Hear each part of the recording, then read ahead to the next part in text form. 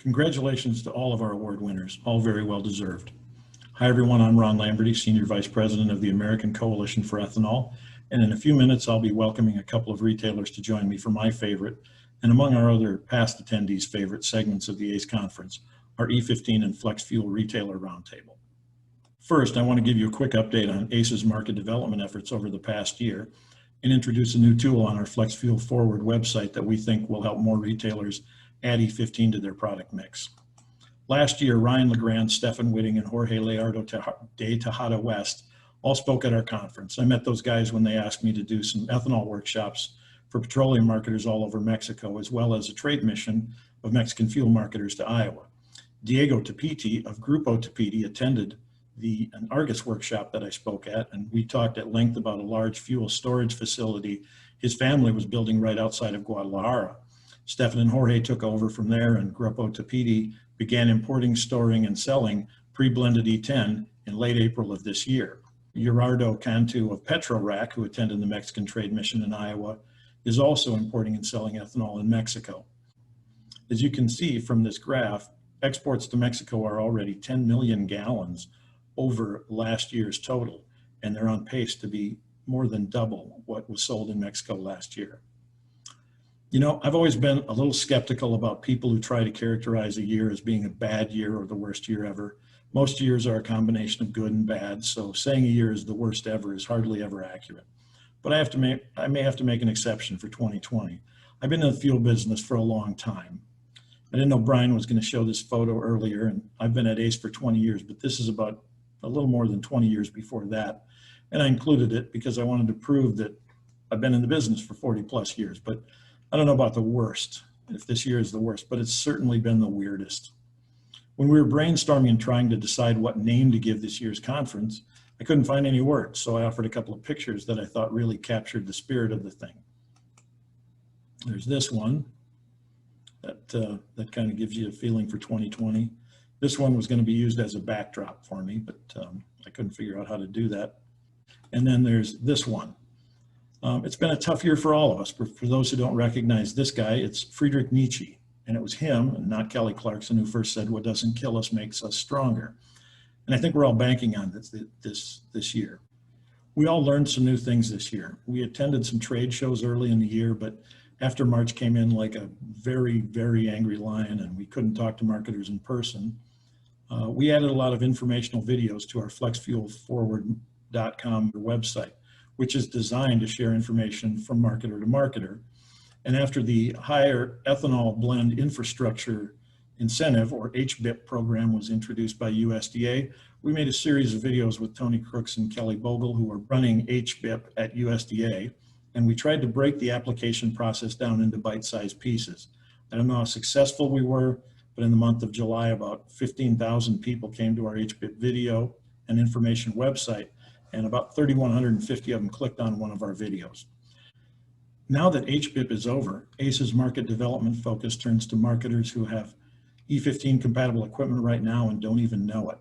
We think this is a huge number, and we know that if there's going to be widespread E15 use, it's going to happen because of widespread conversion, in addition to the construction courtesy of USDA grant programs. And while it's encouraging to see the president tweet about states making it legal to sell E15 using E10 infrastructure, we don't know how many states will enact changes, and for those that do, we don't know how long it'll take. So using NREL equipment studies and some of our own investigation with equipment companies, we have developed the FlexCheck compatibility tool, which is now live on flexfuelforward.com. And it's designed to help marketers enter the names of the tanks and piping and other equipment they have and find out if they are already E15 compatible. Some station owners will even be able to download documentation they need to provide to EPA or their local authorities if they decide to sell E15. And even if stations are not completely ready to sell E15, this tool will help them identify what parts of their system need to be replaced or upgraded. And we think, again, most retailers will be surprised to see how close they are to being able to sell E15 right now.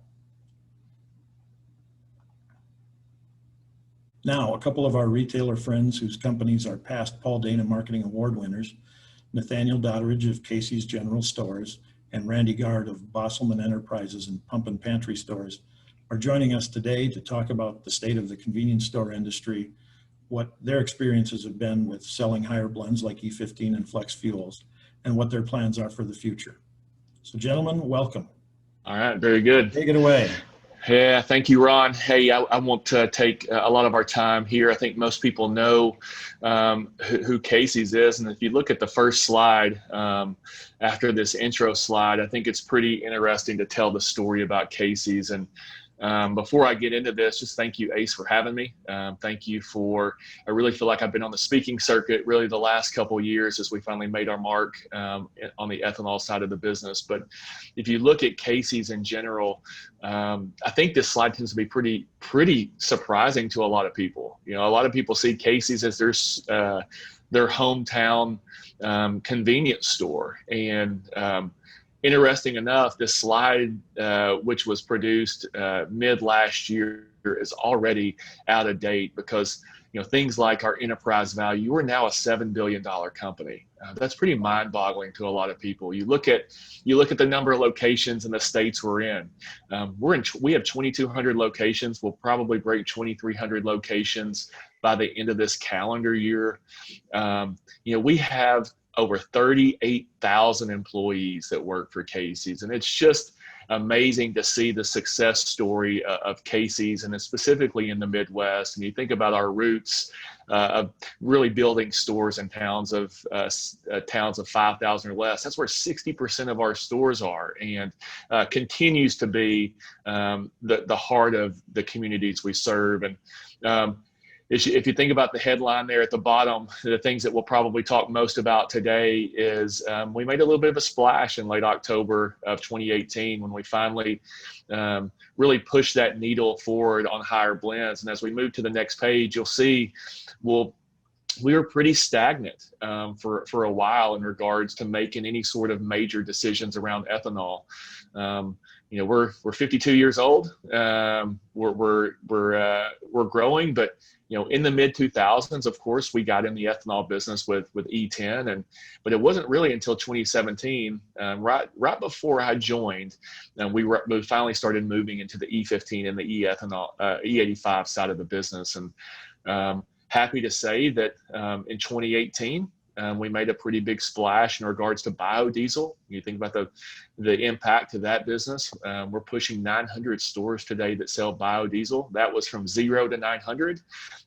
We haven't made as big of a splash yet with higher blends of ethanol, but we've gone from 7 when I joined in 2017 to over 250 locations today that sell E85 and E15. And I think this next slide, before we turn it over to Randy, is really important because it tells a lot about the challenges we face. And so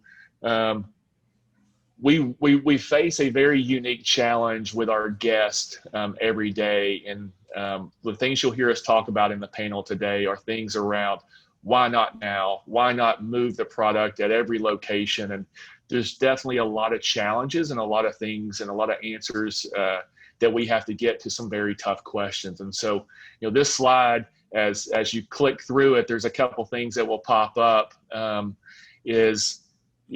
We sell a lot of other products, right? And so we have to be thoughtful about what we sell.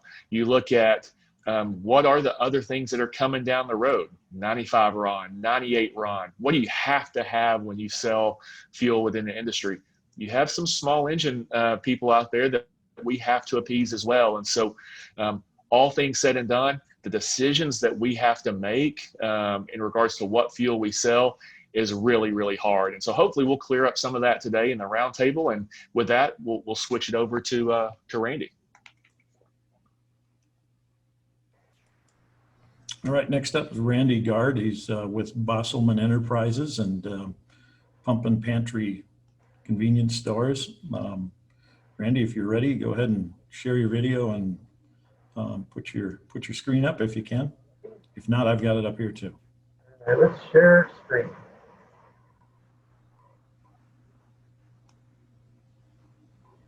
All right, hopefully we're live, everyone.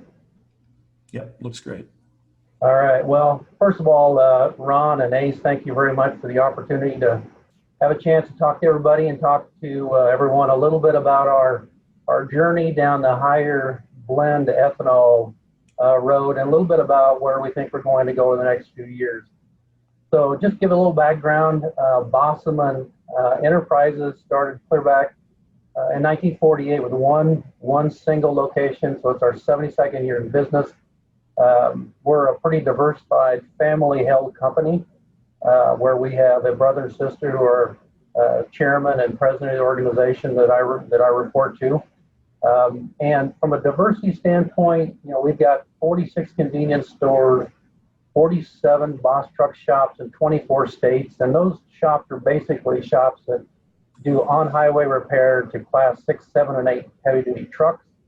We've got 6 hotels, 3 restaurants, some quick serve restaurant locations, and 2 travel centers, one in Nebraska and one in Kansas, with about 1,200 employees.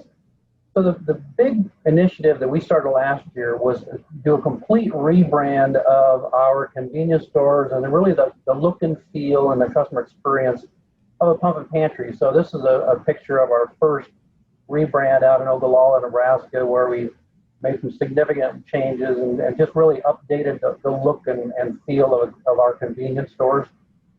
Here's a shot of what it kind of looks like on the inside. We've got some pretty unique sayings, a little bit tongue-in-cheek sayings in there, like donuts eat whole foods. Ron, you'd love that. I know I do. So that's just part of our strategy of how we are going to market as a retailer. So the other part of it is a couple of years ago, we created this organization called Boss Fuel. And what Boss Fuel is our ability to brand our product, regardless of the grade or what type of fuel it is. And it's the tagline is the superior choice for the road ahead, where we take special care of our products, our dispensers, our filters, our tank cleaning, tank polishing, the largest choice of products in the state of Nebraska. And the cornerstone of our organization is renewable fuels for the road ahead, which is everything, from biodiesel, like what Nate talked about, to the higher blends of ethanol. So Boss Fuel is really you want to call it our brand or our calling card for the retail fuel side of the business. So the couple of things that we've learned along the ways here in the last 4 years is a lot of customers simply aren't ready for E20, E30 yet.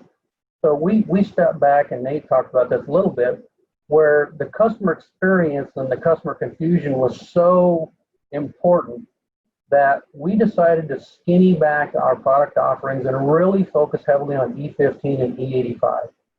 Now, what comes along with that is there are some dispensers where we actually took buttons off the dispenser. We created custom overlays where we could actually brand the products and get colors, coordination clearly defined for the different grades of products. So that really helped from a customer confusion perspective. So out of the market tests, what we found out is this is a picture of a dispenser that had some buttons on it where not only were they confusing and too much wording and everything else on it, but they weren't even in the right order. So, shame on us. But so out of that came, a story where Jan Bossman, who is the mom of the folks that own the business right now, she was at a dispenser and she goes, I'm not sure what button to push. And that compelled us to back away and really focus on the 2 products, and it's worked really well for us so far. And the other thing we found out, and especially on the E15 side, was there is a driving factor for consumer demand, and that is price. Folks will turn left in an intersection for a penny or turn right for a penny. And so price is a really important factor for us. So what we've done is we've made the decision that we're going to price E15 a nickel below E10 to create a pretty compelling value proposition for a consumer.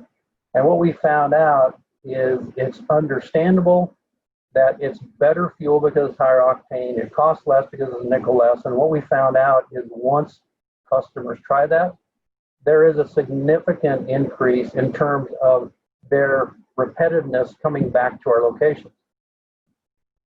So the other part of what we've seen is the infrastructure strategy and development, which is, there's a direct correlation, and I want to make sure everyone understands this. There's a direct correlation between infrastructure and the amount of E15, E20, or E85 sales.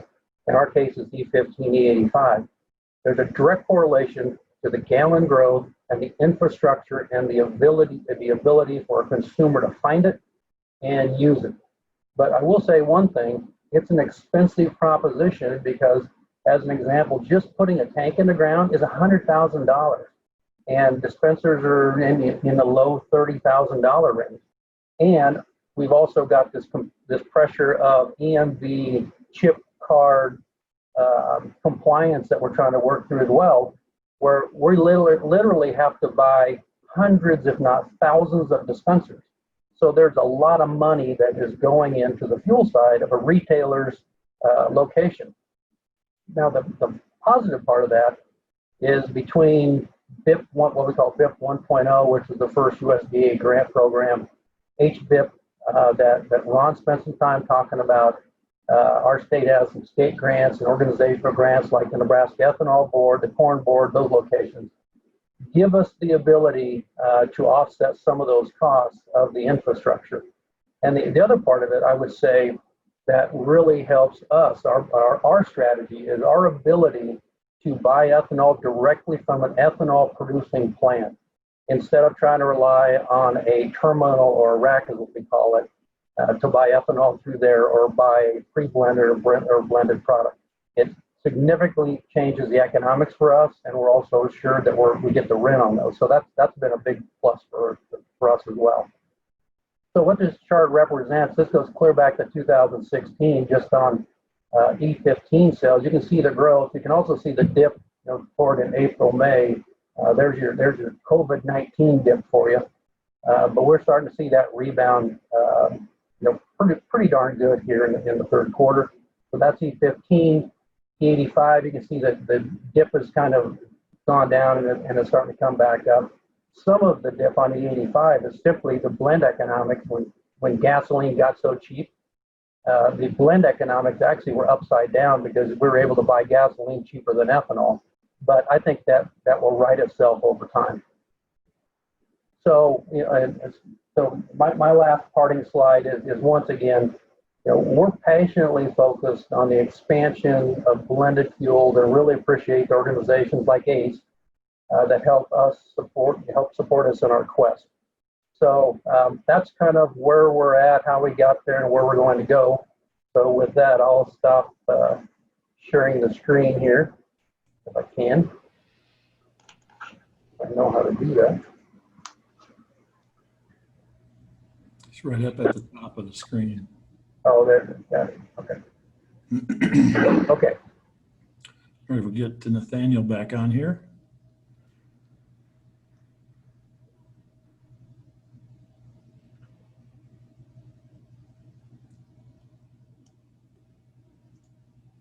While we wait for him, I'll throw out the first question that I've got here. Earlier this year, convenience stores, when the whole shutdown started, convenience stores were deemed essential services during the high point, or if you want to call it the low point of the shutdown. What was that experience like? How was business? What did the categories change? That sort of thing. And since you're up on the screen, Randy, I'll let you answer that first. Well, first of all, I would tell you this: it was exhausting, and it still is, just as an organization, because the good part is we were an essential service. The bad part was trying to navigate the correct cleaning and protocols, safety screens, who wears masks, how do you handle food preparation, all those things. And it was literally every day we sat in a room trying to understand the guidance we were getting from the federal government, from the state of Nebraska, from the local health agencies, by county, by state, and then trying to figure out, okay, now that our guidance has changed, what do we do so not only we protect our employees, but our customers. And we're still doing it today because, quite frankly, we still get new information almost every day. It's been exhausting, to say the least. Nathaniel, what's it been like at Casey's? Yeah, I would echo the same thing as Randy mentioned, and we were fortunate enough to be fairly proactive as we started hearing the murmurs and stood up a task force fairly quickly. It's great to be in 16 states, but it's also very challenging to be in 16 states. And within those 16 states are a lot of officials who feel like they have their own sets of rules and standards. And so, you know, the things that help us in a normal environment by having a very diverse business with pizza and self-service and delivery and all those things are great.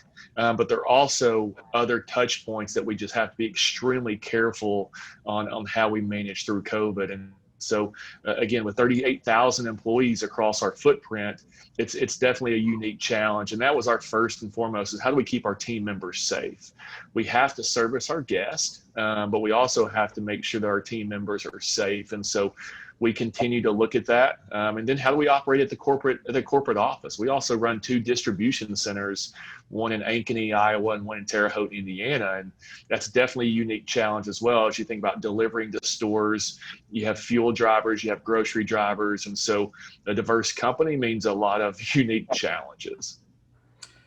Yeah, and you know, some of those challenges, I'm sure you had to, as you both mentioned, you developed some different procedures and different things that, and along with technology, you know, the C-store industry is always talking about advances in technology, the credit card change that's coming, some of the other things that you guys have done.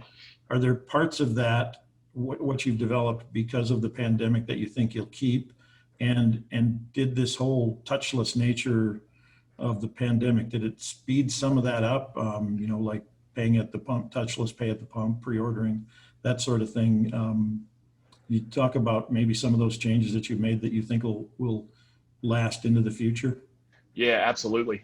For us, and we just had an earnings call last week and talked publicly about this. And we had things in our 3-year roadmap, our strategic plan around what we needed to do around digital, around the guest, around guest experience. And, you know, prior to the pandemic, we delivered pizza at over 600 locations. And so we had pizza delivery, but it was taking it a step farther. And how do you ensure that safety of that delivery? Right now, it's ensuring that that guest feels safe getting that pizza. We added things like DoorDash, other third-party delivery companies to help fill that gap. We have now rolled out curbside across our entire chain. We wanted to do that long term. That feels great for COVID, but as you can tell with my Southern accent, the Midwest can be a challenge for a guy like me. And so if I go to Casey's and pick up my pizza, I'm pumped about curbside. Now I actually have the ability to that team member to bring me my pizza out to the car rather than me have to get out in the snow and freeze to death. And so those are definitely things from the business that we've moved up. How do we streamline digital? How do we increase contactless transactions? But also I think from the safety standpoint, there's a lot of the cleaning regiment that had to come with COVID. That's becoming part of our DNA. That's something I think the industry probably needed, a little bit of slap in the face. C-stores have a little bit of a bad look in regards to they're not the cleanest and most customer friendly when it comes to things like that. And so I think this kind of gave us the ability to right size some of that and really come back to the guests and say, hey, this is a clean environment. We're taking care of you. And we will continue to do those things going forward. I mean, what I like about both of your companies is that you're both still in those smaller towns, and Randy, I think in Bosselman's case and Pumpkin Pantry's case, you're in some small towns, and I'm assuming that all of those same things apply whether you have a DoorDash around you or not. And let me just quickly say that back when I was still doing this stuff, we always were trying to figure out how the heck to put in a drive-through window. And that's curbside is just brilliant. I think it just takes, now you can just, why didn't we think of that 20 years ago? Randy, what's Pumpkin Pantry doing along those lines? I would say that we don't have the pizza kind of a concept that what Nate's talking about. So most of our customers come inside to get kind of grab and go type food. But I think from the operational perspective, where we've started to hone in on is the things that people really maybe don't think about that much, like the day of the door handle is probably limited. Yeah. So people don't want to grab door handles. So it's automated doors where you walk in and out. It's the restroom door handles; those probably need to go by the wayside. So we're looking at from a customer experience on if they come in, what do they not have to touch? The less they have to touch, other than the product they want to get and leave, the better. So we're actually looking at the functionality of a facility, which sounds kind of crazy, but I think that's where the world's going. Yeah, all that stuff interesting. Let's back to fuel. As these things start opening up in areas, Randy, you showed on your slide that your volume is coming back. Is that what we're seeing in both places? And do you think this is a permanent change, or are we likely to see things go back to where they were, or possibly go higher? Well, my take on it is, during the height of this, our gallons were off 18%, and those we made the assumption those gallons are gone for good. Now we also think this will be a slow climb, so it could take to the second quarter next year before people kind of come out of their huts and start traveling again and those types of things. So we're being really conservative on capital spending and growth and those types of things because we just don't know.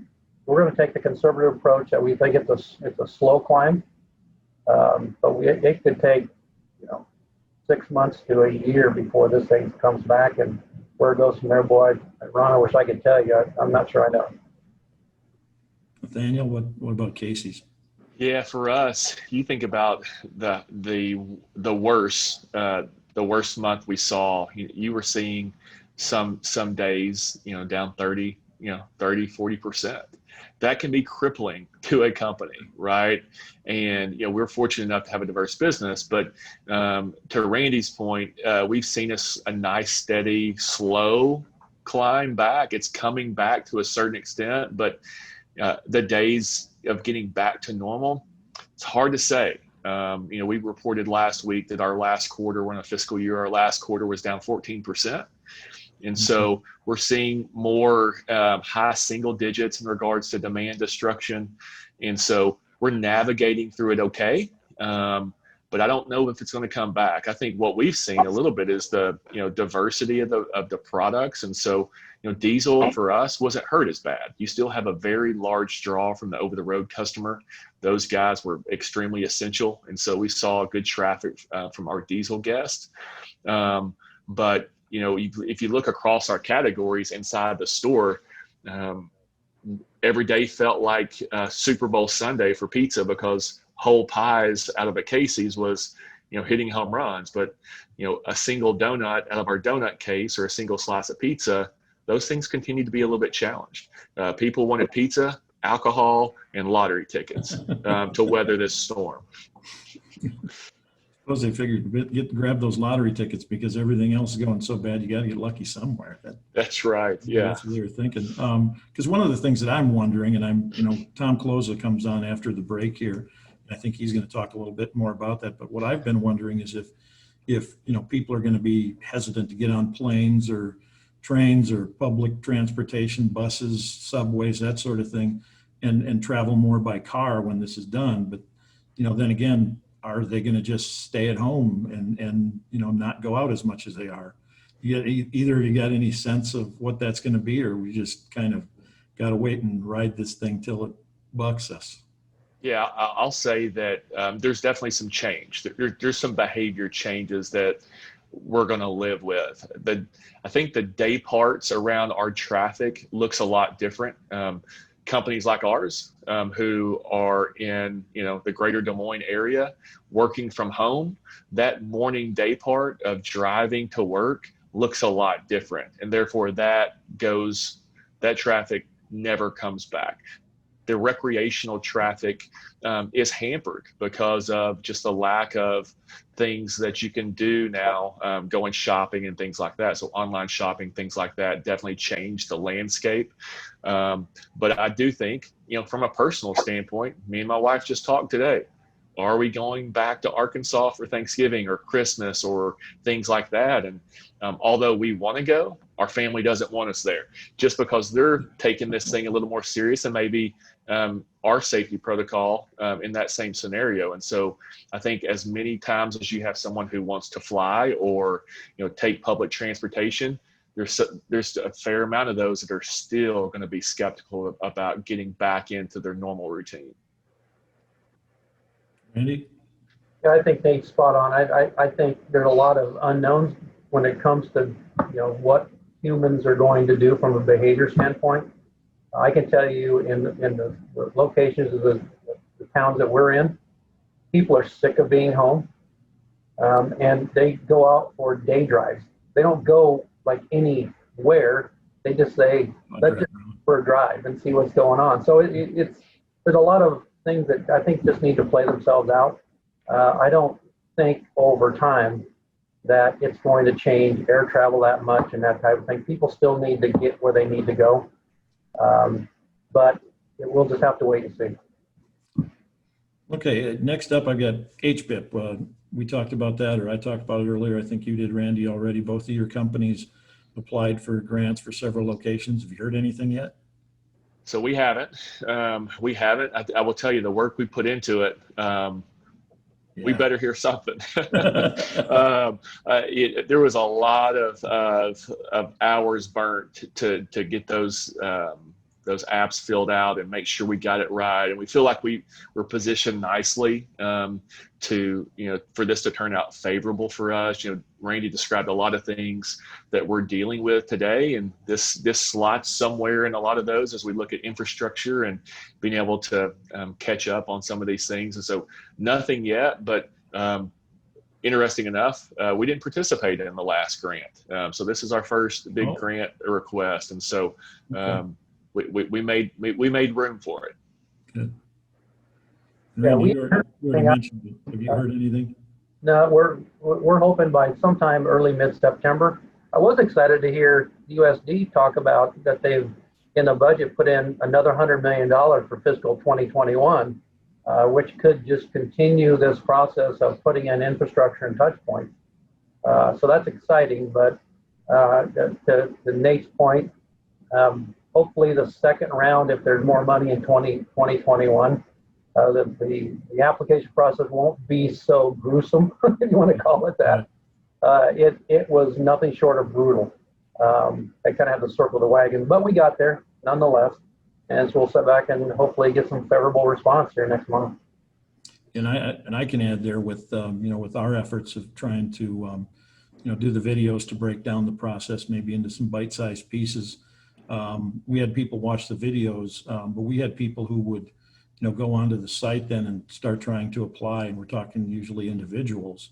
They'd get in there, get all of their different numbers that you need to get, and they just gave up. They just threw their hands up. So hopefully they've gone far enough this time that if they do it again, that at least that part's out of the way. But we had one who I think started their application in July, like the 24th or so, and still was waiting on a cage code when the deadline came. So that stuff's got to be improved, because we need to have those individual sites be able to go ahead and get these funds.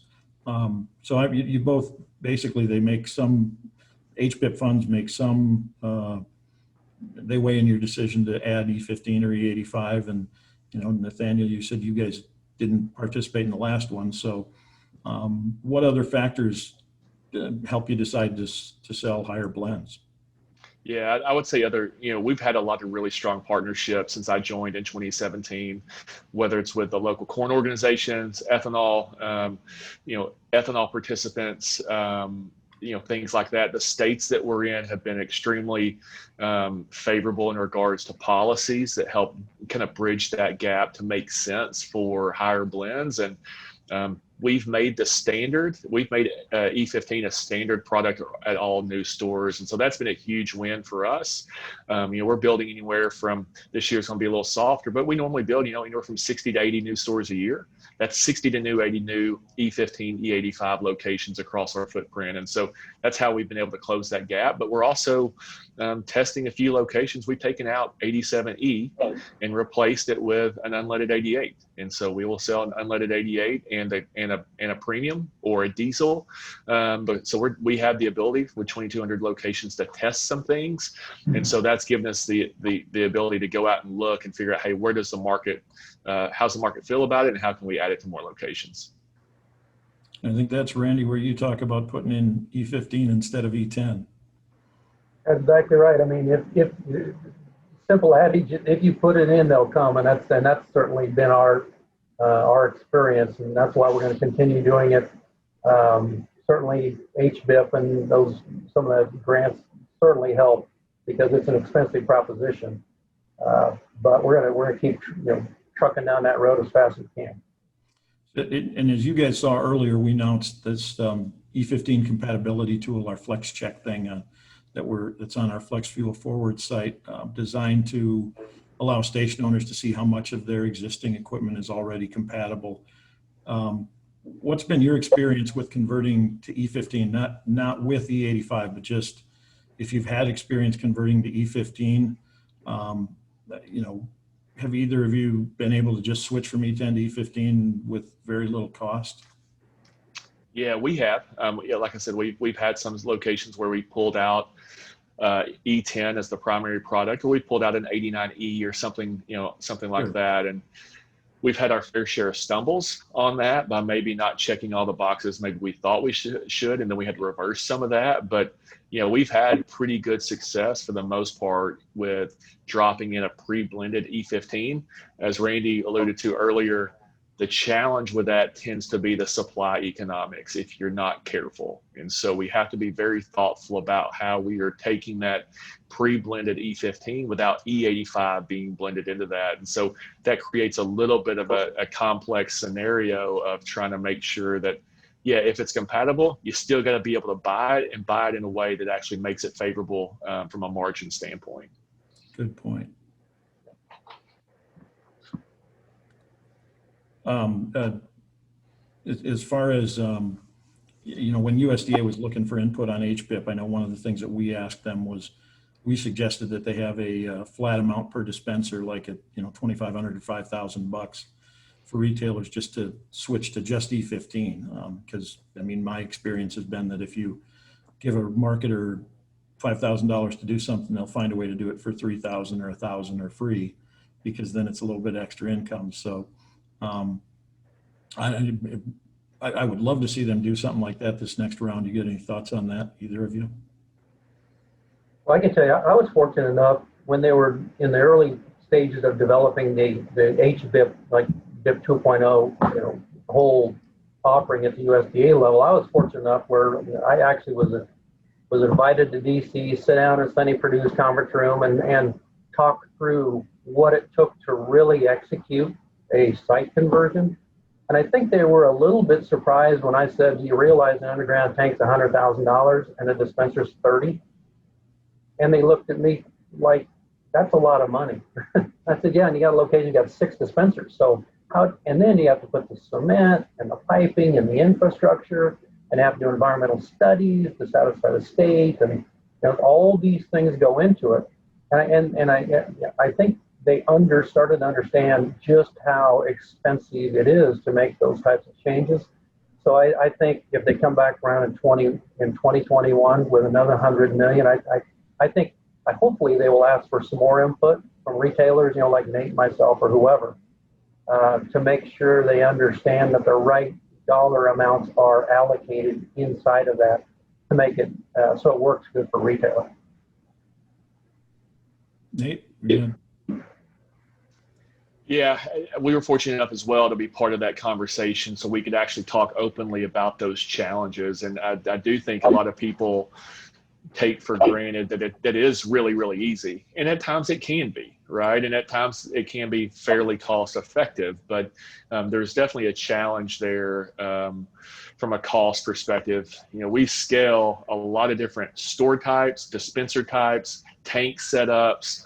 And so with all of that complexity becomes cost. And so being able to be as thoughtful, I'm in a $7 billion company. That doesn't mean I have $7 billion in spare capital.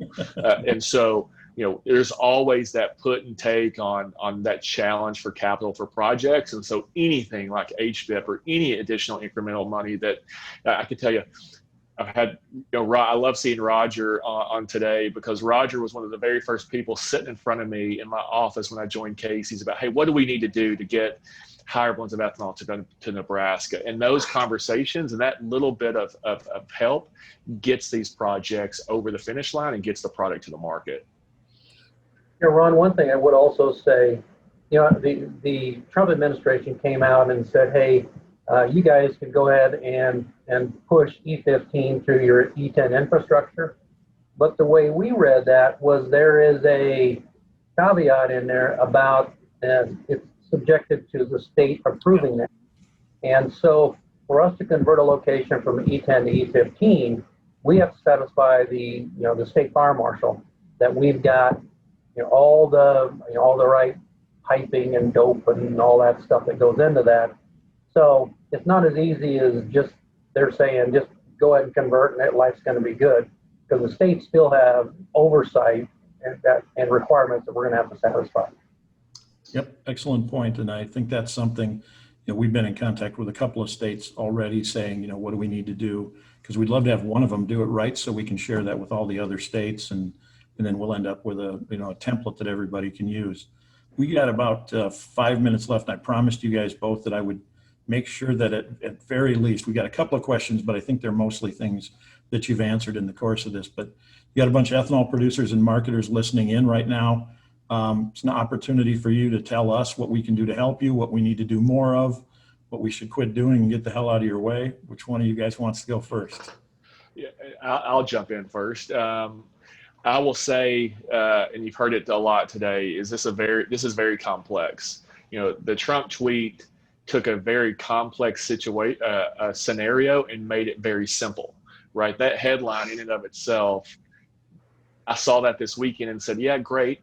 We can, you say that, but how can we really execute on that and actually bring that product to life and really let this play out? And I think we have to continue to come together as retailers, as marketers, as partners, as corn growers, as seed producers, this industry, and really continue to realize that we have to be patient.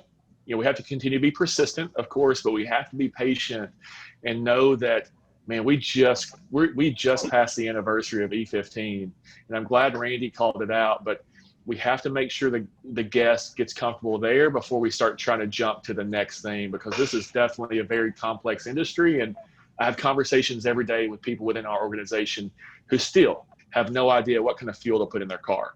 But now we're trying to force other things down their throat. And so let's be persistent, but also let's be patient and understand that this is a very complex challenge that we're trying to solve. All right, Randy, you're up. I would say a couple things.